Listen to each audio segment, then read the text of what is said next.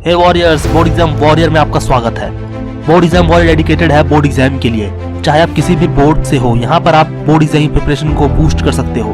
No matter आपने अब तक कितना टॉपिक, कितने चैप्टर पढ़े हैं, बोर्ड एग्जाम वॉरियर आपको रिड्यूस सिलेबस के अकॉर्डिंग लिमिटेड क्वेश्चंस कराएंगे, लिमिटेड टॉपिक कराएगा जो कि बोर्ड एग्जाम में आ सकते हैं। यहाँ पर हम केवल उन्हीं क्वेश्चन की प्रैक्टिस कराएंगे जो कि बोर्ड एग्जाम के लिए एक्सट्रीमली इंपॉर्टेंट है।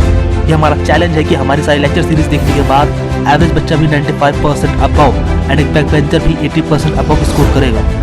हमारे लेक्चर इस प्रकार से डिजाइन किए गए हैं कि इसे एक बैक बेंचर भी अगर पढ़े तो बोर्ड एग्जाम को तबाही ला सकता है। इसीलिए वीडियो को लास्ट जरूर देखिएगा, अदरवाइज वीडियो देखने का कोई फायदा नहीं होगा।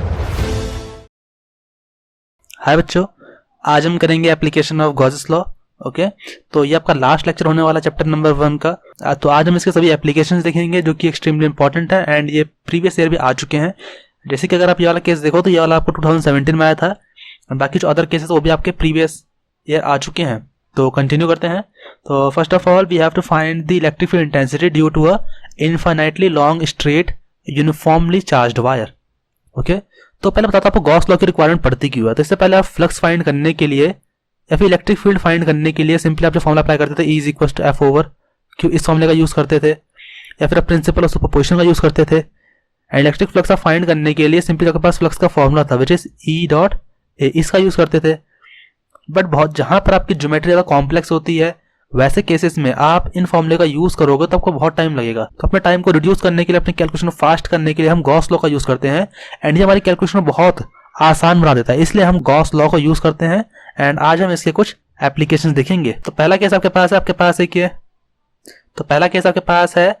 पास है कि बहुत लंबी स्ट्रेट चार्ज वायर है। Okay, and we have to find the electric field intensity due to this charged wire. बच्चों, अपने इससे फाइंड करना है इलेक्ट्रिक फील्ड इंटेंसिटी क्या मिलेगी आपको इस चार्ज्ड वायर के कारण। तो हमने करना क्या है, ये इनफाइनाइट लॉन्ग चार्ज वायर है तो हम क्या करेंगे, छोटी सी इसकी लेंथ को कंसिडर करेंगे। ये आपकी ऊपर इन्फिनिटी जा रही है, नीचे भी है, नीचे तक जा रही है। ओके, तो हम क्या करेंगे, हमने इसकी छोटे से पोर्शन को लिया है एंड इसके अराउंड हमने गॉसियन सरफेस ड्रॉ करी है। तो बच्चों, गॉसियन सरफेस आपने ऐसे ड्रॉ करनी है जो आपके ऑब्जेक्ट के सिमेट्रिकल हो, मीन्स ये जो वायर है वो सिलेंड्रिकल शेप में होगी। तो इसीलिए हमने यहाँ पे एक सिलेंड्रिकल गॉसियन सरफेस को कंसिडर किया है जिसकी लेंथ L है एंड इसका जो रेडियस है वो स्मॉल r है। इससे पहले आपको मैं 3 चीज बताऊंगा। चार्ज डेंसिटी क्या होती है, चार्ज डेंसिटी। ओके, तो एक आपकी होती है linear charge density,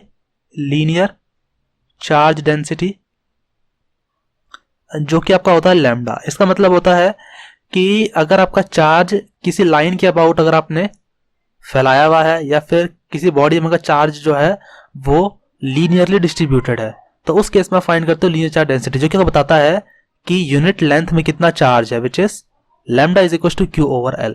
the next one is surface charge density, okay, जो कि आपका होता है sigma which is Q over A, means unit area में कितना चार्ज डिस्ट्रीब्यूटेड है, that is surface charge density. And the last one is volume charge density, which is rho is equals to Q over V, means unit volume में कितना charge आपका distributed है। Okay, तो यहाँ पे आप यूज करने वाले लीनियर चार्ज डेंसिटी एंड बाकी अदर जो के पास एप्लीकेशन वहाँ पे आप इन सबको यूज करने वाले, इसलिए मैंने आपको पहले ही बताया ताकि आपको कोई डिफिकल्टी ना हो, इनको आप ध्यान रखना। ओके, आपके पास एक स्ट्रेट वायर है एंड आपने एक गॉसियन सरफेस कंसिडर की है इसमें।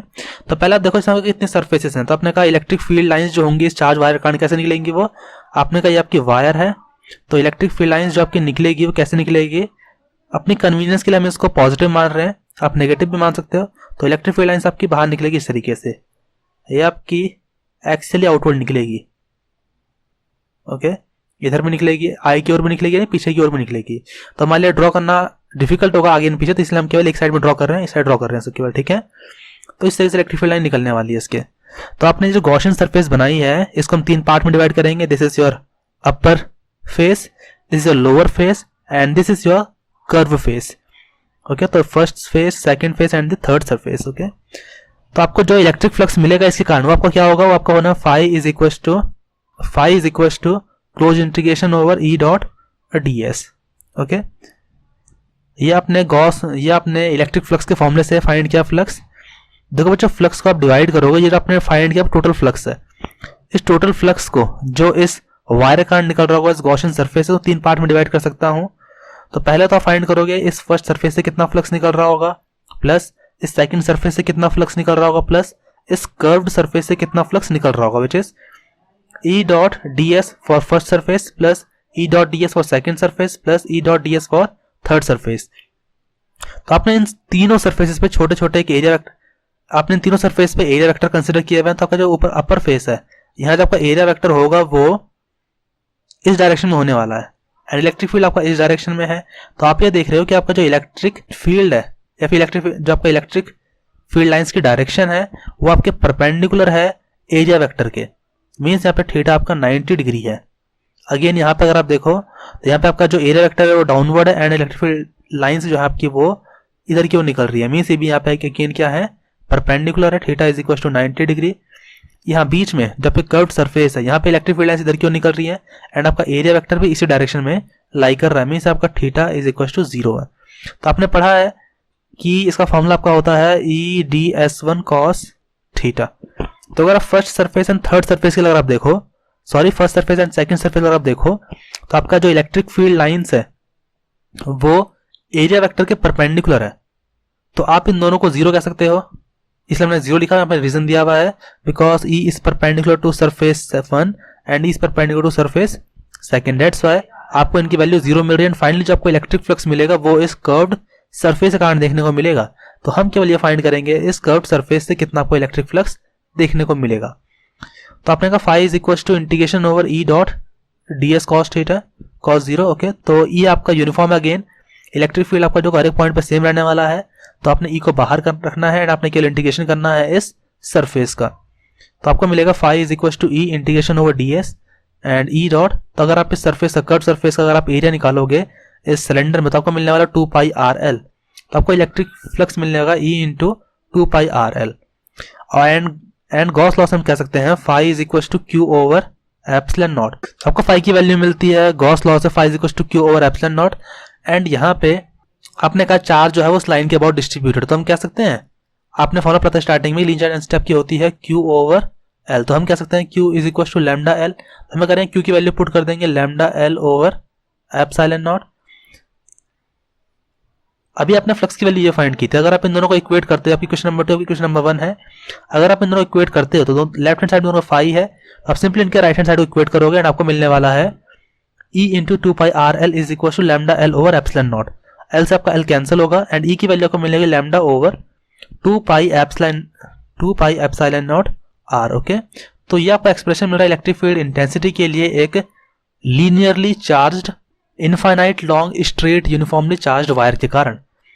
तो इस तरीके से आप इसको फाइंड करने वाले। तो बच्चे बहुत इंपॉर्टेंट डेरिवेशन है, आप 2-3 बार इसको प्रैक्टिस कर लीजिएगा। ओके, क्योंकि चांसेस है कि ये क्वेश्चन आपका एग्जाम में आ सकता है, मोस्ट इंपॉर्टेंट है, हम केवल सिलेक्टेड क्वेश्चंस को ही कर रहे हैं। तो ऐसे में भी अगर आप अब लापरवाही दिखाओगे तो कोई फायदा नहीं है। ओके, तो प्लीज इस क्वेश्चन को अपनी कॉपी में भी कर लीजिएगा 2 बार, आपको बहुत हेल्प मिलेगी। अदरवाइज आप इसका स्क्रीनशॉट ले सकते हो एंड एग्जाम से पहले आप सिंपली कोई रिवीजन करने के लिए स्क्रीनशॉट को भी 2-3 बार देख सकते हो, उससे भी आपको हेल्प मिलेगी। मूव करते हैं नेक्स्ट एप्लीकेशन की ओर। आपका नेक्स्ट टॉपिक है electric field intensity due to uniformly charged plane sheet. आपके पास एक प्लेन शीट है एंड आप इस शीट के कारण इलेक्ट्रिक फ्लक्स फाइंड करना चाहते हो। तो पहले हम फाइंड करेंगे इलेक्ट्रिक फ्लक्स, उसके बाद हम फाइंड करेंगे इससे इलेक्ट्रिक फील्ड इंटेंसिटी आपको कितनी मिलने वाली है। ओके, तो यहाँ पर हम गॉसियन सरफेस कैसे कंसिडर कर रहे हैं, हम ये यूनिफॉर्मली चार्ज्ड है,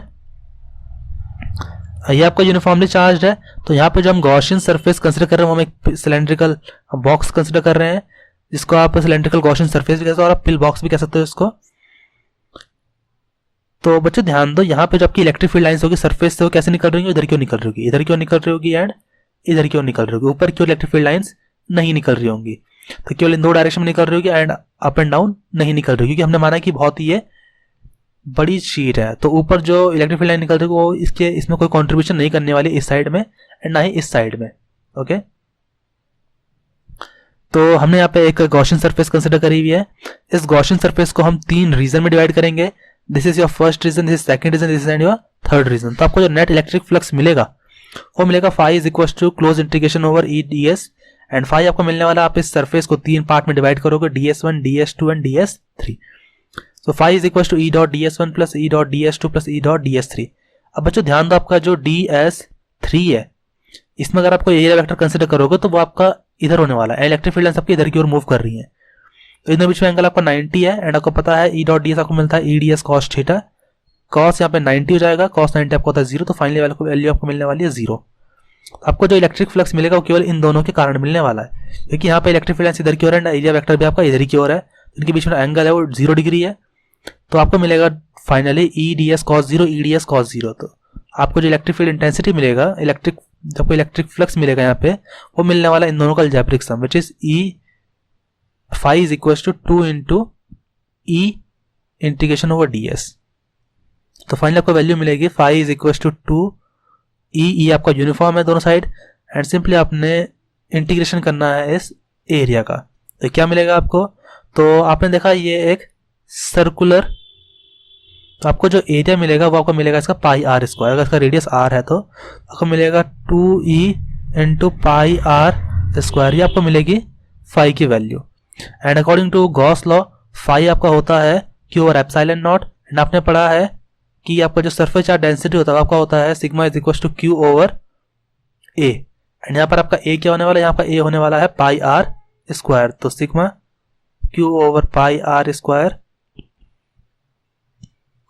तो सिग्मा का होता है क्यू ओवर ए, यहाँ पर आपका जो एरिया जो सर्कुलर है इसलिए आपको क्यू मिलेगा Q over pi R square, and Q की वैल्यू आपको मिलने वाली है sigma pi R square. And Gauss law के अकॉर्डिंग आपका गॉस लॉ कहता है कि जो आपको टोटल फ्लक्स मिलेगा वो मिलने वाला है इसने कितने चार्ज को इनक्लोज किया हुआ है ओवर एप्सिलॉन नॉट। तो यहाँ मैं क्यू की वैल्यू पुट कर सकता हूँ sigma pi R square over epsilon naught. तो अगर मैं इन दोनों को इक्वेट करता हूँ, इन दोनों अगर मैं इक्वेट करता हूँ तो मुझे मिलने वाला है 2e pi R square is equal sigma pi R square upon epsilon naught, and E की वैल्यू आपको मिलेगी सिग्मा ओवर 2 एप्सिलॉन नॉट। कोई डाउट बच्चों? तो एक थिन शीट आपके पास अगर एक पतली सी शीट है चार्ज जो यूनिफॉर्मली चार्ज है, उसके कारण जो आपको इलेक्ट्रिक फील्ड इंटेंसिटी मिलेगी इसके नियर बाय पॉइंट्स पे आप कहीं भी अगर आप जाओ तो आपको मिलने वाली है वो sigma over 2 epsilon not.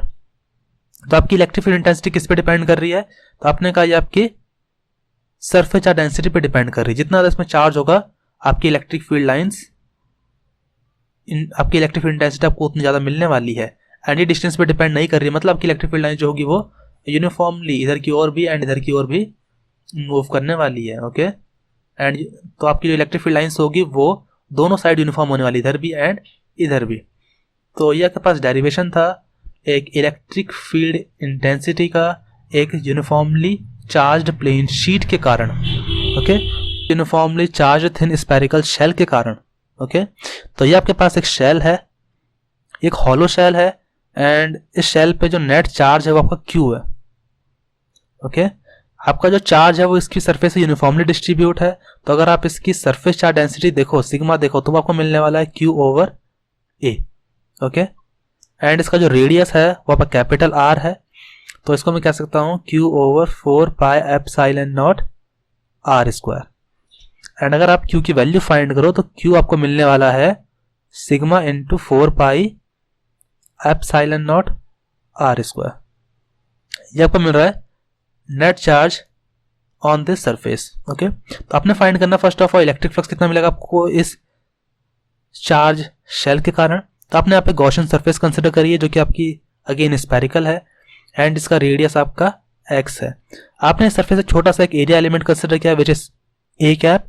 Okay, तो यहाँ पे आपने छोटा सा एरिया एलिमेंट कंसिडर किया विच इज आपका विच इज ds, एंड इसका जो एरिया वेक्टर है वो आपका है n cap. Okay, and electric field जो है वो अगेन स्पेरिकल ज्योमेट्री है, तो रेडियली आउटवर्ड निकलने वाला हर एक डायरेक्शन से। ओके, तो हम फाइंड करेंगे आपको नेट इलेक्ट्रिक फ्लक्स कितना मिलेगा इसमें, तो वो आपको मिलने वाला phi is equal to close integration over E dot D S.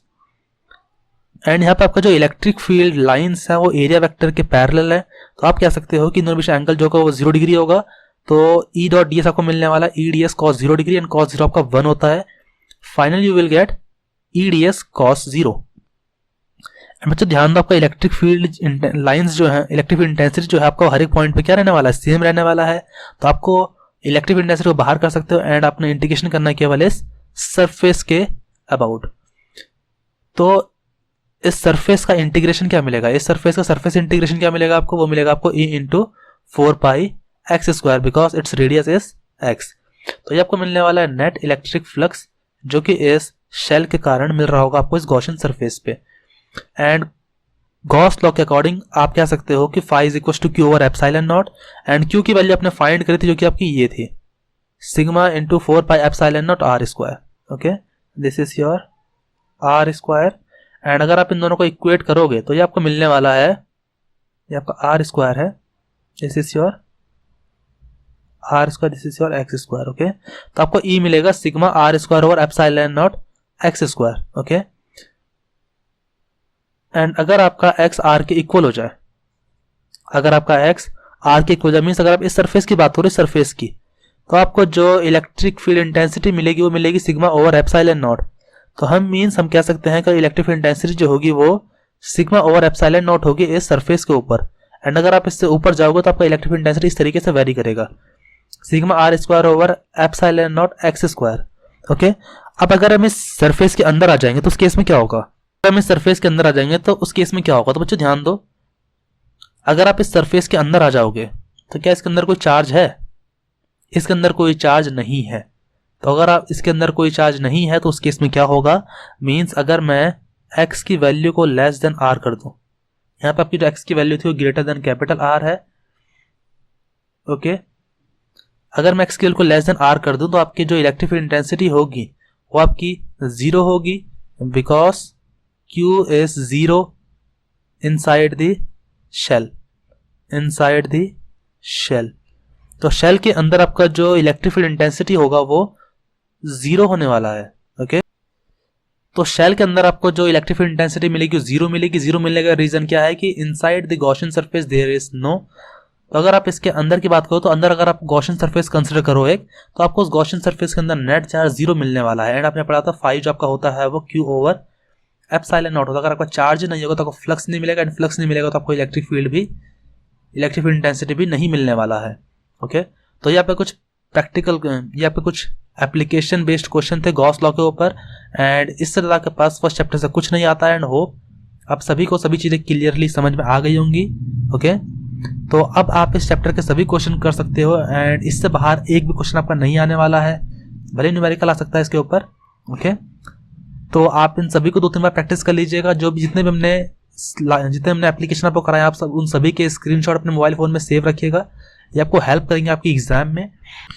Okay बच्चों, तो आज हम लोगों ने अपना फर्स्ट चैप्टर कंप्लीट कर दिया। फर्स्ट चैप्टर के हमने सभी डेरिवेशन, सभी फॉर्मूले, सभी डेफिनेशन सब हमने कवर कर लिए। एंड होप अब आप इसके बाद तबाही मचा सकते हो इजीली, आपको कोई डिफिकल्टी नहीं होगी फर्स्ट चैप्टर में। आपका जो नेक्स्ट चैप्टर होगा इसमें आपका सेकंड चैप्टर होने वाला है, which is electrical capacitance and potential. तो भी एक important chapter and easy chapter है, उस पर भी हम ऐसे ही तबाही मचाएंगे। तो आप लोग हमें सपोर्ट करते रहिए अपने फ्रेंड्स के साथ। आपके जो फ्रेंड्स हो जो बोर्ड एग्जाम की तैयारी करना चाहते हो, आप उनको हमारी वीडियो शेयर करें, क्योंकि यही चीज़ हमको मोटिवेट करती है। एंड अगर आपको कोई भी डाउट हो, आपको कोई चीज़ समझ में नहीं आ रही, तो आप कमेंट सेक्शन में भी आप हमको बता सकते हो कि आपकी प्रॉब्लम क्या है, एंड हम आपकी उस प्रॉब्लम को अपने नेक्स्ट वीडियो में सॉल्व कर देंगे। उसी तरीके से आप पढ़ते रहिए। हमें उम्मीद है कि आप इस साल बोर्ड एग्जाम 2021 में तबाही लेके आओगे। Okay guys, so see you in the next lecture. तबाही के साथ आएंगे। ओके,